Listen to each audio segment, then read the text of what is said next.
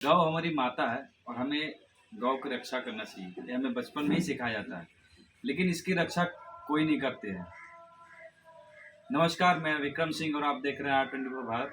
मैं इस वक्त मौजूद हूँ कोयला नगर स्थित एक ऐसे शख्स के पास जो सरकारी अधिकारी होते हुए गौ रक्षक हैं और गाय को सेवा करते हैं।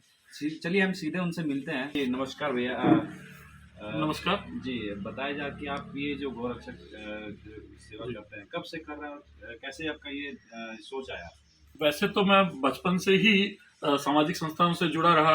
गायत्री परिवार, आर्य समाज और राष्ट्रीय स्वयंसेवक संघ से जुड़ा रहने के कारण बचपन से ही समाज के प्रति सेवा की भावना रही। पहले मैं पर्यावरण संबंधी और शिक्षा संबंधी ज्यादा कार्य करता था। 2004 से हमारी ये संस्था है पवित्रम गौ सेवा परिवार।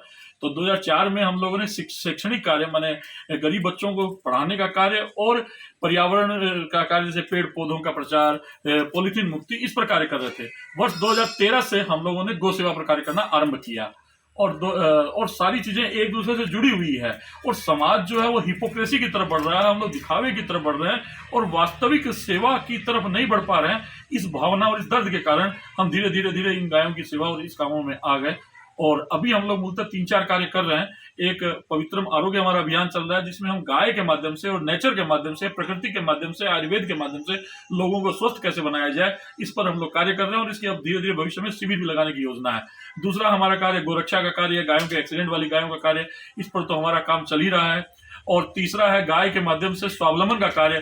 गोबर और गौमूत्र जो उपयोगी होने लगेंगे तो घर घर में अपने आप गाय पलने बढ़ेगी, अपने आप लोग गायों की रक्षा करेंगे। इस पर भी हमें अनेकानेक कार्य कर रहे हैं। और जो बैल कटने जा रहे हैं उसके ऊपर भी हमने एक समाधान निकाला है। बैल चालित ट्रैक्टर, आप पीछे एक फोटो देख रहे होंगे, जल्दी से आप थोड़ा सा कैमरा पीछे कर दें। बैल चालित ट्रैक्टर भी हम लोगों ने बनवाया है। अब उसको पूरी तरह से वो ऑपरेशनलाइज नहीं हुआ है। ऑपरेशनलाइज करने के बाद हम गाँव में प्रचार करेंगे और बैलों से फिर वापस ट्रैक्टर चलने लगेगा, तो लोग बैलों को कटने के लिए नहीं भेजेंगे। गोबर गैस के प्रचार पर भी कार्य कर रहे हैं। कई जगहों पर हमने गोबर गैस प्लांट लगाए भी है। गोबर गैस लगने लगेगी तो आज जो गैस महंगी होती जा रही है उससे भी लोगों को निजात मिलेगी और गाय का गोबर उपयोगी होने लगेगा।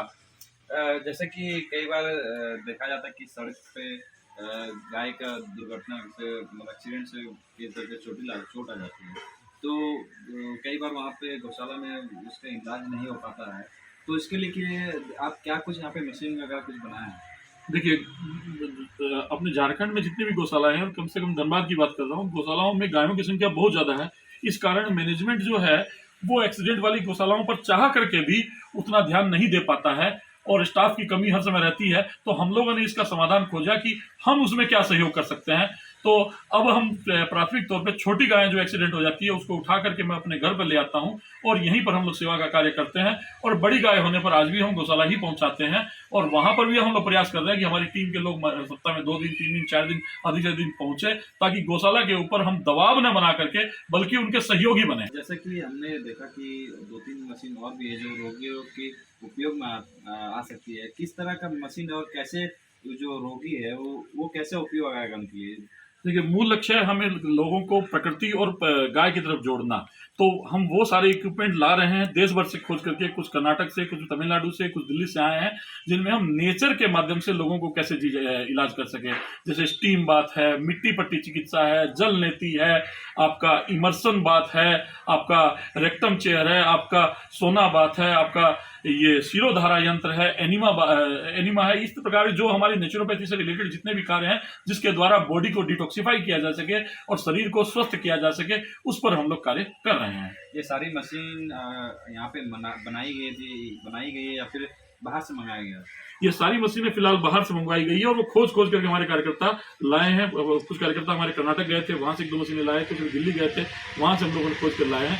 ये सारे कार्य हम लोग देश भर में जो कार्य हो रहे हैं उनको हम धनबाद की धरती पे, झारखंड की धरती पे कैसे उतारा जा सके, इस पर हम लोग निरंतर प्रयासरत हैं। एक आटा का मशीन भी हमने देखा था, उसका कैसे उपयोग और कैसे लाभदायक होगा रोगी के लिए? हाँ, आजकल जो हम लोग आटा खा रहे हैं बाजार में, वो चक्की में बहुत ज्यादा हाई टेम्परेचर पे पिसा होने के कारण उसके न्यूट्रिएंट वैल्यू कम हो जाती है। और जो आटा हम लोग बाजार में खा रहे हैं वो फर्टिलाइजर से उगाए हुए गेहूं का आ रहा है। इस कारण सबसे ज्यादा लोग रोगी पड़ रहे हैं। यदि मुझसे पूछा जाए कि लोगों के रोगी होने का सबसे बड़ा कारण क्या है, तो मैं पहला बोलूंगा पानी और दूसरा आटा, यानी हमारा भोजन। तो हम लोग कैसे लोगों तक उनके रोग के अनुसार आटा पहुंचा सके, उनके रोग के अनुसार ऑर्गेनिक आटा और बिना न्यूट्रिएंट नष्ट हुए आटा पहुंचा सके, इसके लिए हमारा एक अभियान चल रहा है।